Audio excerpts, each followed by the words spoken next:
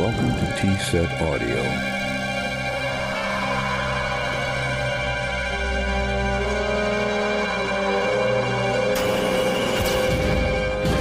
The Price of Fear. Brought to you by Vincent Price.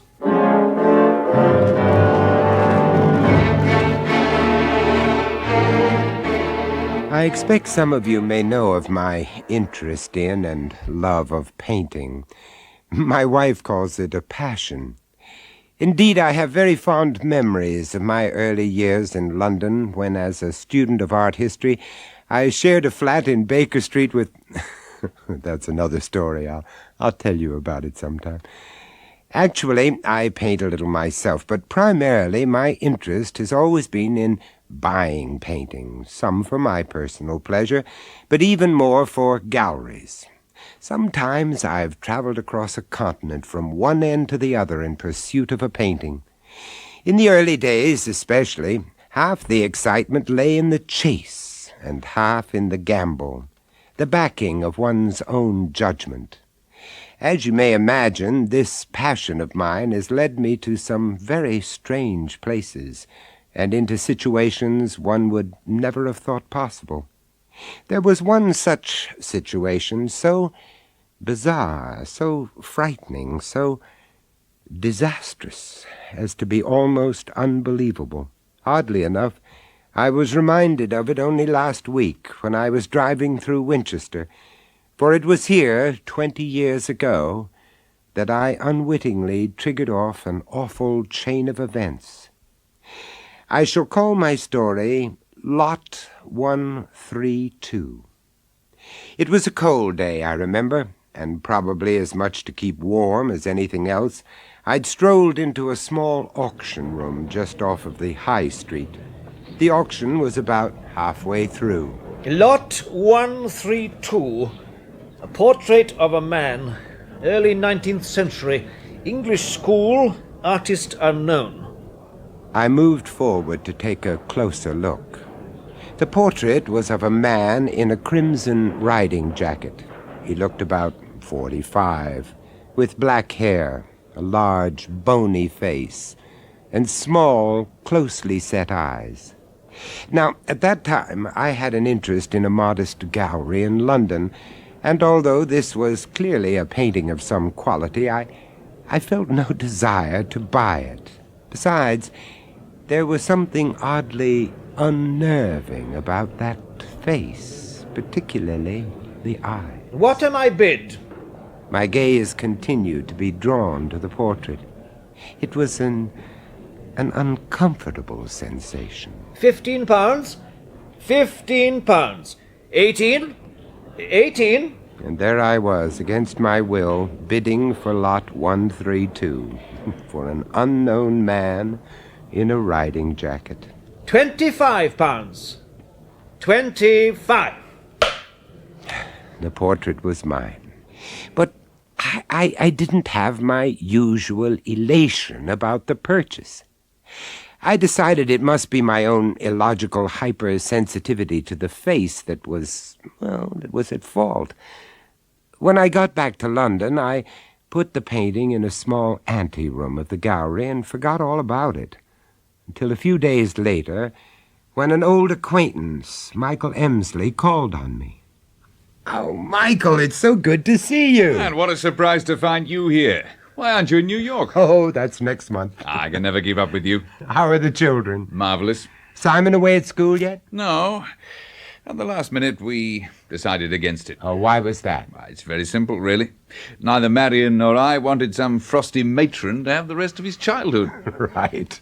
You know, as a foreigner, I've never understood why the English take the trouble to have children, only to banish them for 8 months of the year to some Bastille of learning. Well, Marion's always been opposed to the idea.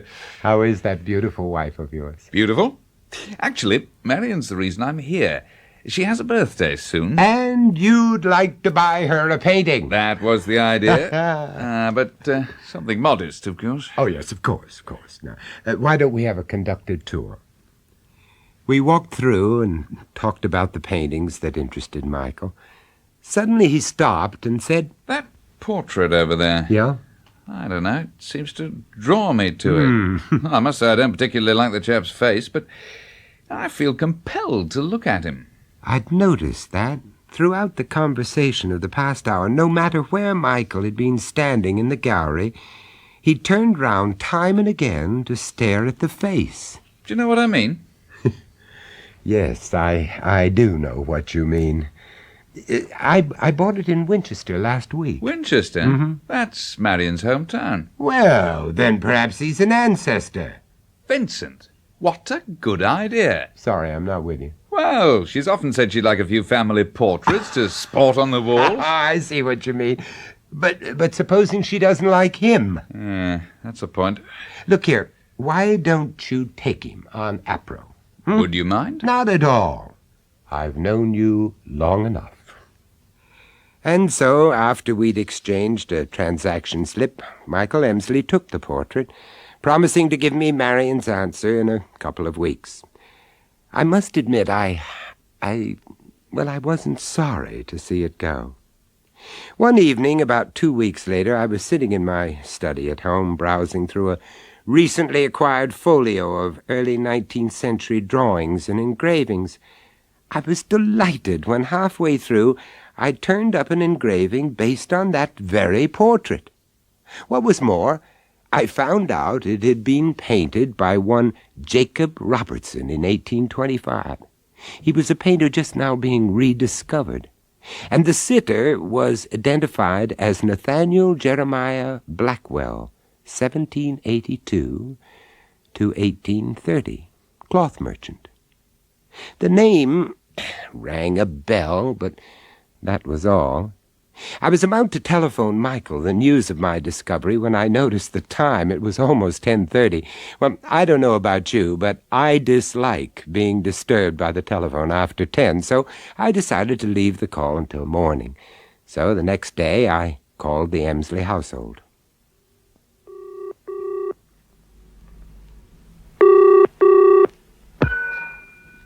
Yes? Michael? No, sir. Oh, could I speak to Marion, Mrs. Emsley? I'm afraid not. Would you mind telling me who you are, sir? I didn't recognize the voice, but, well, very briefly I explained who I was and about the whole portrait business. You say you're a friend, Mr. Price. Yes. How long have you known them, sir? Oh, about 7 or 8 years. Why? Who are you? Chief Inspector Lowther, sir. Murder Squad. Within minutes I was in the car, heading for the Berkshire village where the Emsleys lived. All I could hear, all I could think about were the words, Murder Squad. What in God's name had happened? My heart was pounding as I drew up at the house. Chief Inspector Lowther met me at the door. Come into the sitting room, please, Mr. Price. All right. Oh, my God, Inspector. This room, it looks as if it had been ravaged by a madman. Madman's the right word, sir. Well, the Emsleys, Michael, Marion, where are they? Mr. Emsley's at headquarters, taken into custody. Custody? Why? Gave himself up, Mr. Price. What? And Mrs. Emsley's dead, sir. Murdered. Murdered? But what about the children? Oh, for pity's sake, Inspector, where are they? Let me take them. Let me look after them. They're dead too, sir. At this point, I felt physically sick.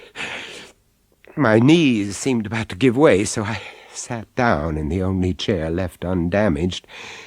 As I did so, I noticed lumps and streaks of blood spattering the walls, the curtains, and the carpet. The inspector must have thought I was going to pass out because he poured me a brandy, and we went outside into the fresh air. Gradually, he told me the details. It happened about 10:30 last evening, sir. It seems that Mr. Emsley, for no apparent reason, suddenly went berserk and attacked his wife with a hatchet. Then threw her body into the swimming pool. But, Inspector, it simply can't be true. Marion, he adored her. The children, what happened to them? Poison, Mr. Price. My God. Weed killer in their milk. Forensics say they were both dead by 9 o'clock. Did Michael Emsley do this, too? I'm afraid so, sir.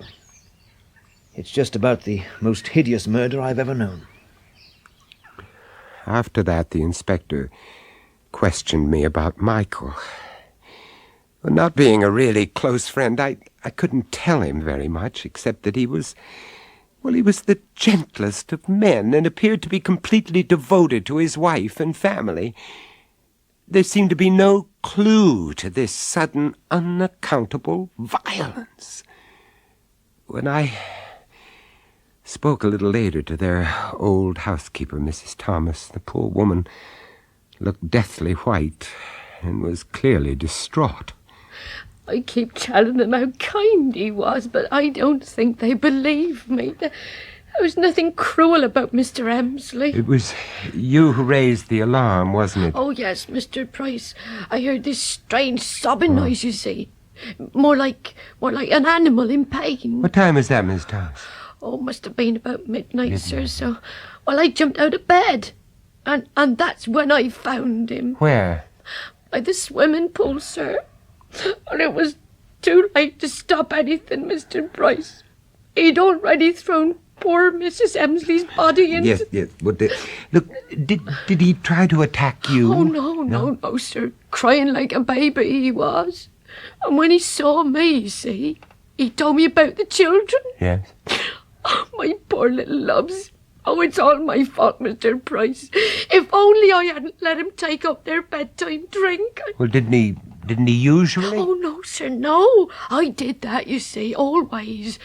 But last night, he insisted. Insisted? How do you mean? Well, he fairly snatched the mugs off the tray and told me to get out the way.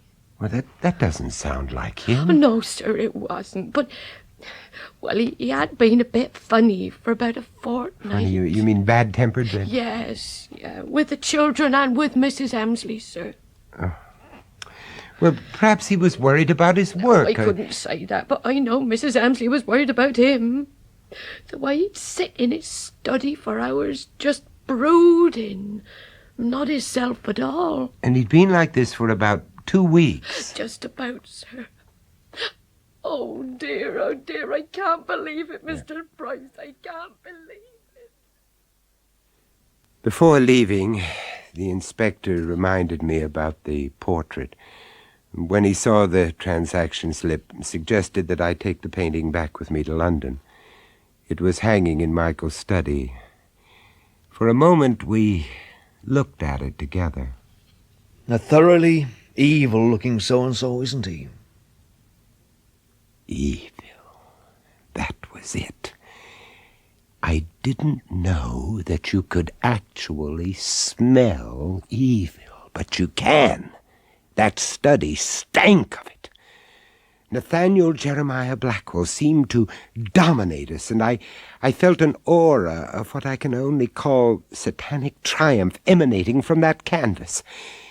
But I tried to put this down to imagination and my own wretched state of mind. As I left the house, the police had started to empty the swimming pool of its red water. It was a sickening sight. Within hours, the portrait was once again in the back room of the gallery, and although privately I decided either to lose it or even destroy it, I said nothing to my partners. I could hardly tell them that I destroyed a painting of quality simply because I had a feeling about it. The next morning I flew to New York on my prearranged business trip, and a month later I found myself in a library in Washington, D.C. Idling away an hour or two, I came across a newly published encyclopedia of criminals and criminology. Flicking through the pages, I found this entry. Nathaniel Jeremiah Blackwell, 1782 to 1830. Hanged in London for the murder of his wife and children. Brutally assaulted wife with hatchet. Throwing body into river. Poison put in children's gruel. Nicknamed Killer Satan. So that was it. Blackwell's evil. It must still be alive. How else could one account for Michael Emsley's behavior? But despite instinct, I couldn't logically dismiss the possibility of coincidence. However, I didn't intend to take any chances. That portrait had to be destroyed. Immediately I cancelled all further engagements, and the next day flew back to London. Can you imagine my horror when on arrival at the gallery I found the portrait had been sold 3 weeks previously? I had to work quickly. The record showed it had been bought by a Perter Smythe living in Haywards Heath. I telephoned and spoke to his wife, telling her that there had been some confusion over the portrait, that my partner was unaware that I'd promised it to another client. Do you want to buy it back, Mr. Price? Mrs. Smythe, it would save me a great deal of embarrassment if that were possible. Well, so far as I'm concerned, by all means. I can't stand it. It gives me the creeps. What about your husband? Well, he seems quite fond of it. It's hanging in his study. I see. Do you think I have any chance of persuading him to part with the painting? You could come over and try, if you like. Thank you. This evening? Yes, but could you make it about 8:30? I'll have got the children to bed by then. We'll have more of a chance to talk. Yes, I understand completely. 8:30 then. Thank you, Mrs. Smythe. Goodbye. Coincidence? Imagination. I couldn't take the risk. This time I had to back my instinct. I had to get to the Smythe house before the children were put to bed. I arrived at about 8 and left the car parked outside the front gates. As I walked up the long drive, sheer natural curiosity urged me to peer through the window of a small garden shed.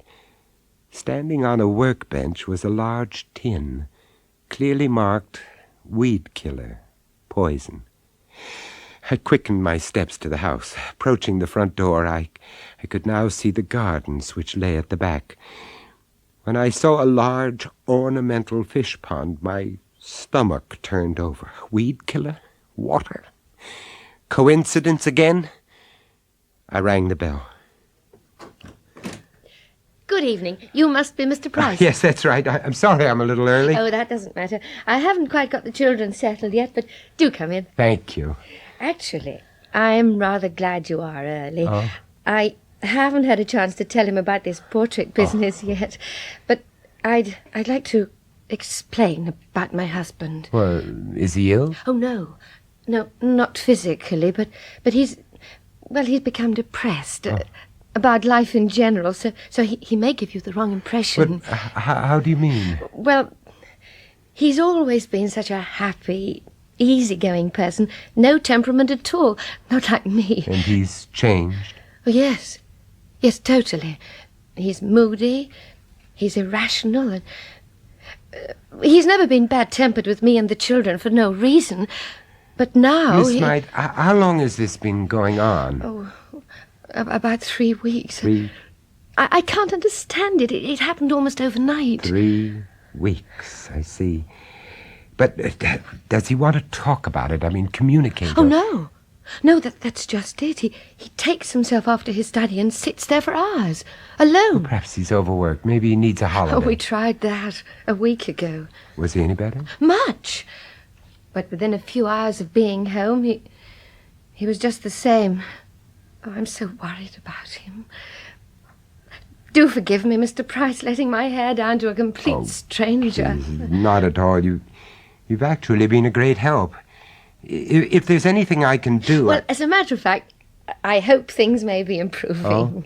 Yes, just before you arrived, Peter insisted he took the children's bedtime drink to them.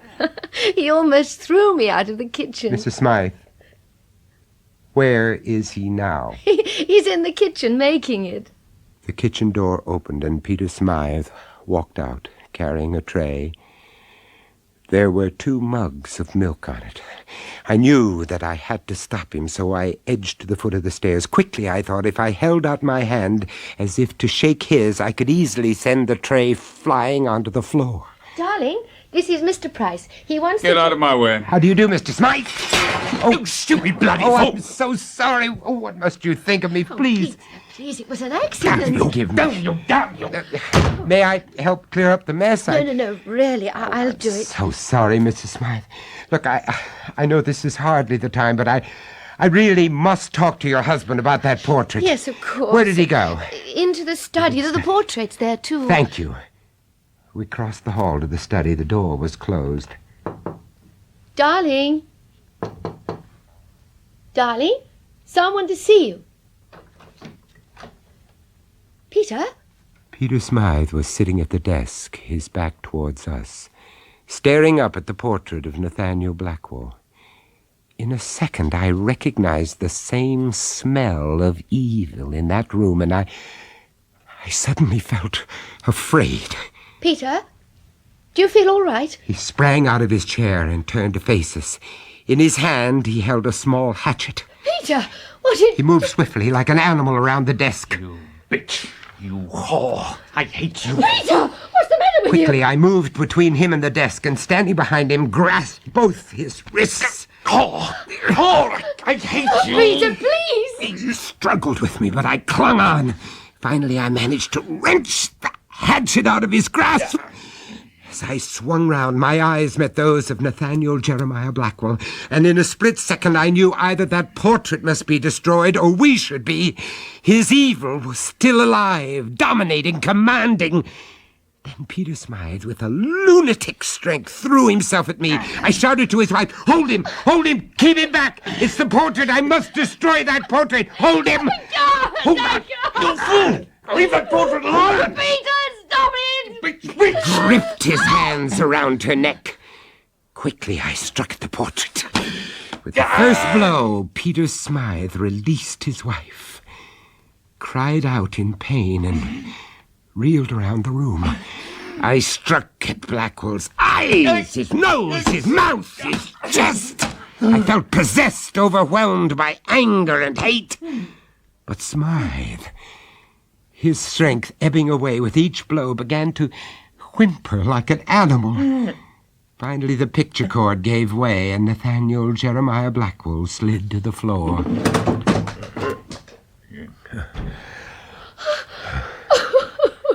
Peter! He's dead! No, Mrs. Smythe, he's not dead. Just wait a moment. Be patient. No, we must get a doctor quickly. No, please. there's no need for that. Your husband has simply been released. Oh, Peter. Oh, thank God. Darling, what happened? You... Nothing happened, Mr. Smythe. Will he remember, do you think? Only as one remembers a nightmare. At first, a few details will remain clear. And then gradually, in time, all will be forgotten. And by you too, Mrs. Smythe. I haven't hurt you, have I, darling?